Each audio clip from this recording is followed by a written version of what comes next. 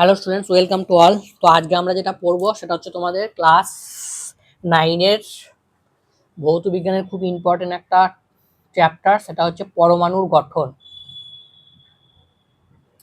ঠিক আছে, তো পরবর্তীকালে তোমরা ফিজিক্স বা কেমিস্ট্রি যা নিয়ে পড়ো না কেন, এই অধ্যায়টা কিন্তু খুব ইম্পর্টেন্ট একটা অধ্যায়। সুতরাং এই অধ্যায়ের কনসেপ্ট তোমাদের একদম ক্লিয়ার থাকা দরকার। তো দেখো, পরমাণু গঠন অধ্যায়টা প্রথমে যেটা আছে তোমাদের, যে পরমাণুর গঠনের যে পরমাণুটা যে আবিষ্কার হলো এবং তারপরে পরবর্তীকালে একটা একটা করে মডেল হচ্ছে যে সংশোধন হয়। ঠিক আছে, সেইগুলো আমরা প্রথমে দেখব। তো প্রথমে হচ্ছে ডাল্টন। বিজ্ঞানী ডাল্টন কি বললেন, যে যে কোনো পদার্থকে যদি আমরা ভাঙতে থাকি, ভাঙতে ভাঙতে ভাঙতে ভাঙতে লাস্টে গিয়ে আমরা পৌঁছাবো পরমাণুতে। এই পরমাণুকে কিন্তু আর ভাঙা যাবে না, সেই জন্য পরমাণুকে তিনি কি বলেছিলেন, অবিভাজ্য কণা। কিন্তু পরবর্তীকালে আমরা দেখব যে পরমাণুকে ভেঙে তিনটে কণা পাবো, একটা হচ্ছে ইলেকট্রন, একটা হচ্ছে প্রোটন, একটা হচ্ছে নিউট্রন। তো এই তিনটেকে বলা হয় প্রাথমিক কণা। এই তিনটেকে বলা হয় প্রাথমিক কণা বা স্থায়ী কণা।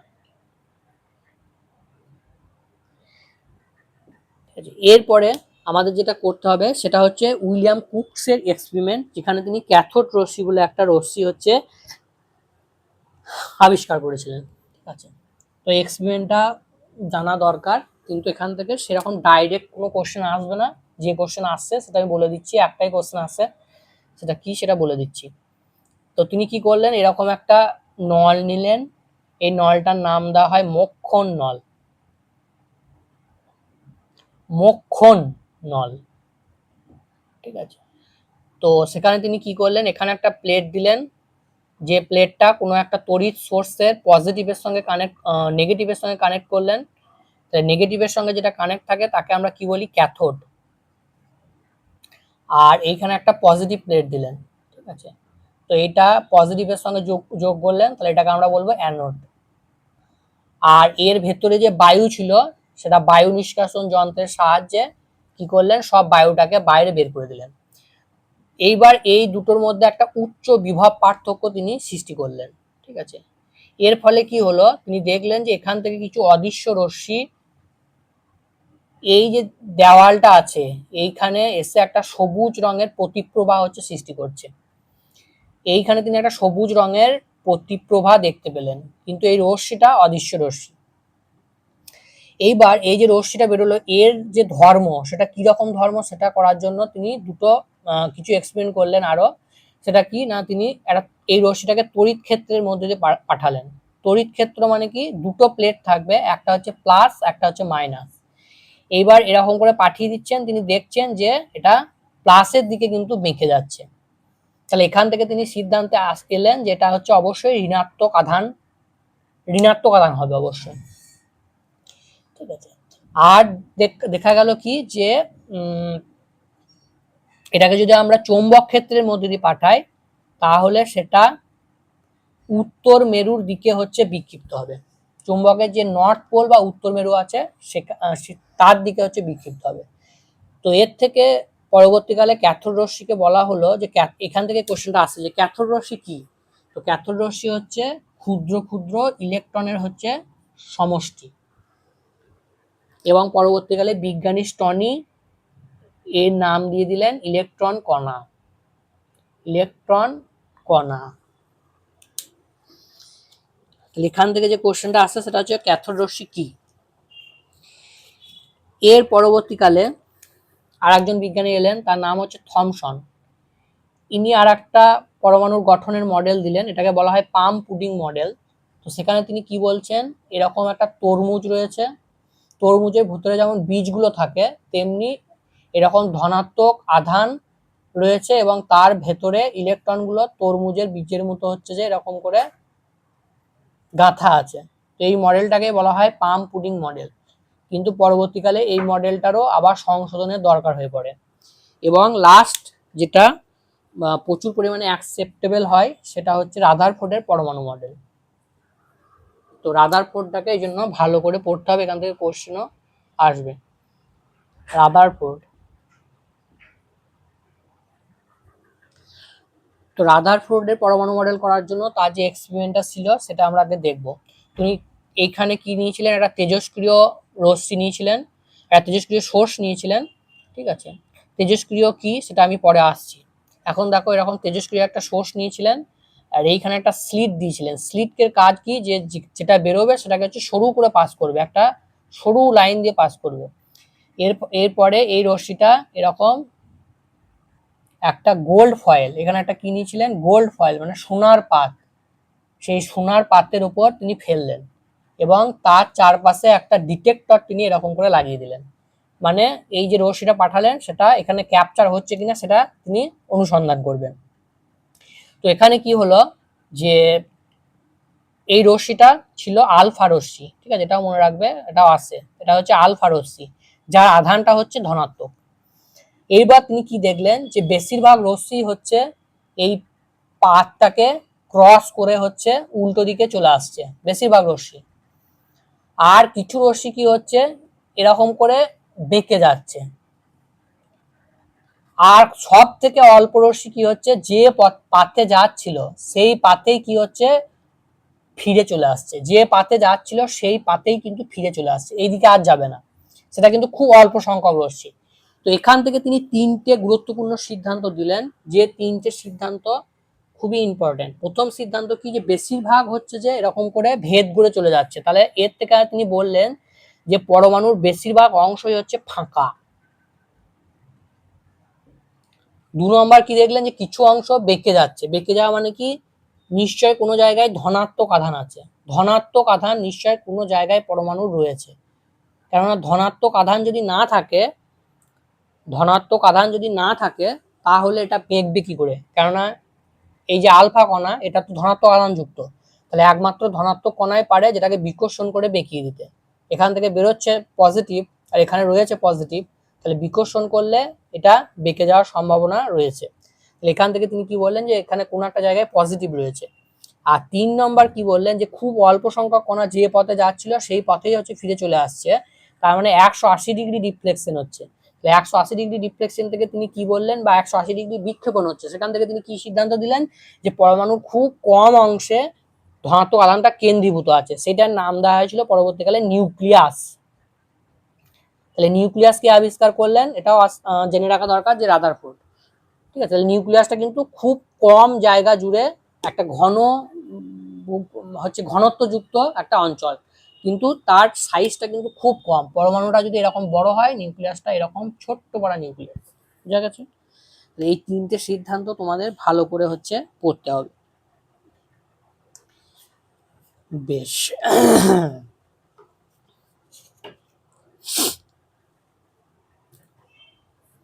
নেক্সট আমরা যেটা দেখব,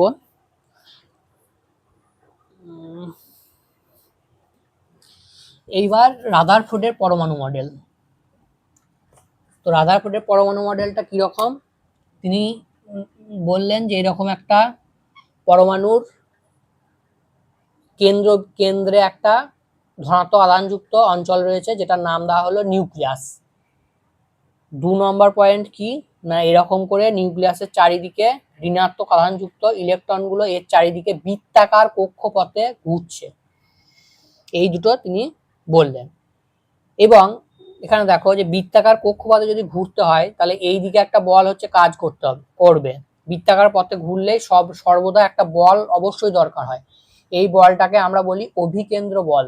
ঠিক আছে, এই বলটা এখানে হচ্ছে চার্জের আকর্ষণের জন্য হয়, প্লাস আর মাইনাস চার্জ একে অন্যকে আকর্ষণ করবে। এই যে বলটাকে পরবর্তীকালে ক্লাস 10-এ গিয়ে তোমরা পড়বে, এটাকে কুলম্বীয় আকর্ষণ বল বলে, বা স্থির তড়িৎ আকর্ষণ বল বলে।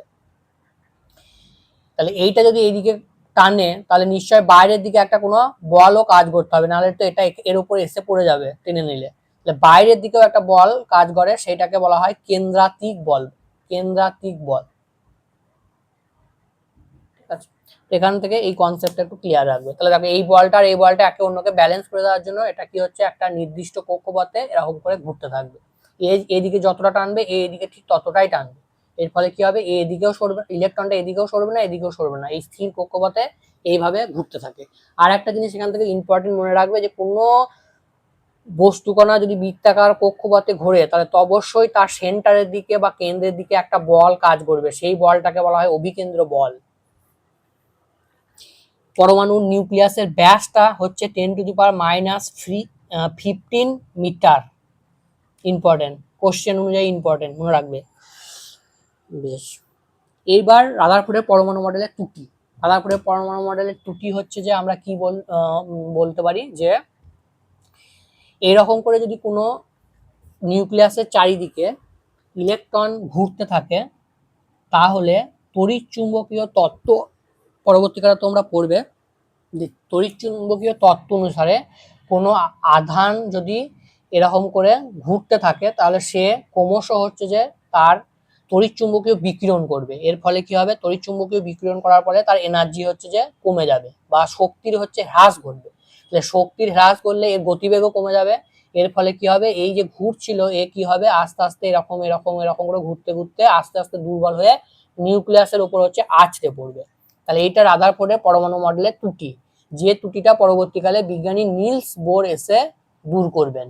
ঠিক আছে, নিলস বোর। নিলস বোরের পরমাণু মডেলটাকে আমাদেরকে নেক্সট হচ্ছে পড়তে হবে, যেটাকে কিভাবে দূর করা যায়।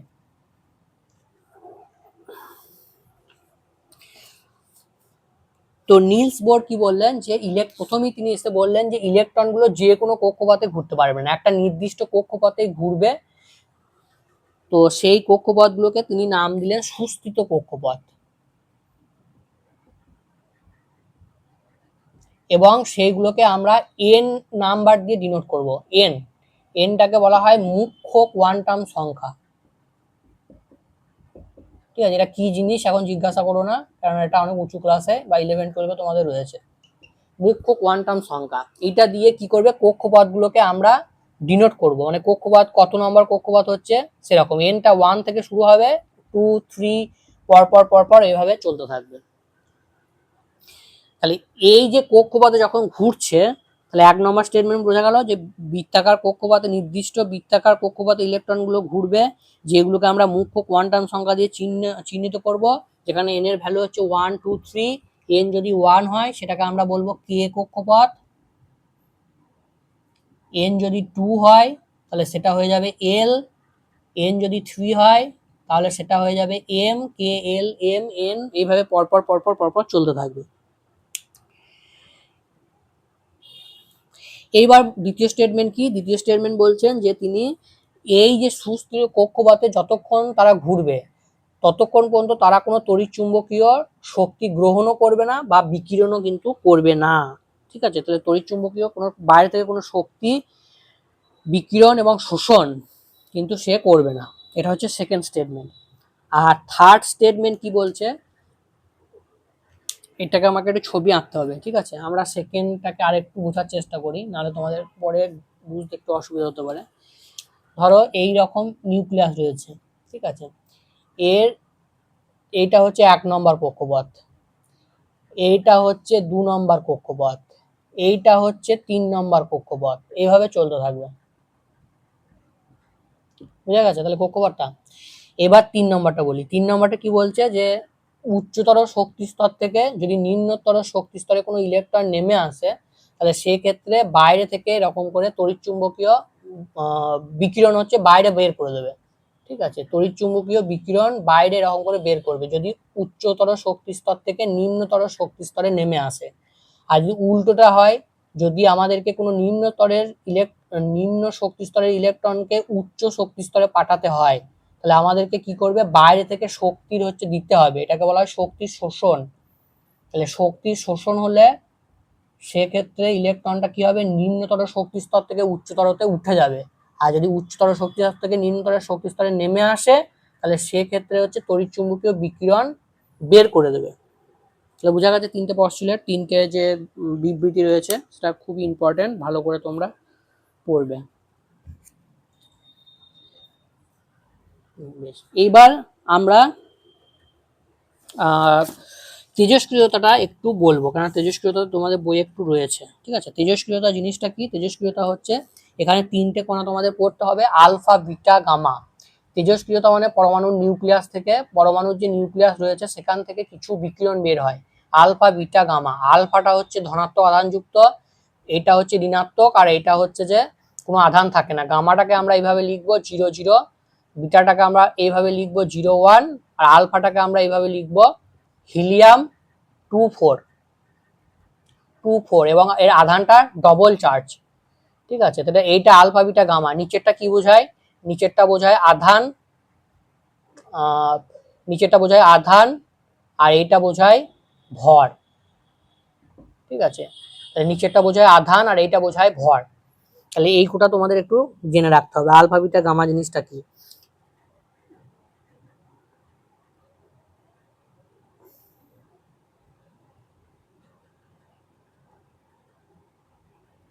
বুঝা গেছে? এইটা হচ্ছে তড়িৎ চুম্বকীয় তরঙ্গ। এগুলো ডিটেলস তোমরা ক্লাস 10-এ গিয়ে পড়বে।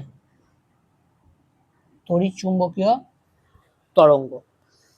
আর এটা কি বললাম? Helium nucleus.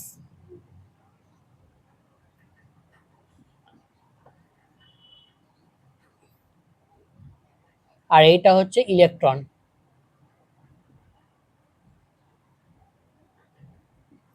এটা হচ্ছে ইলেকট্রন।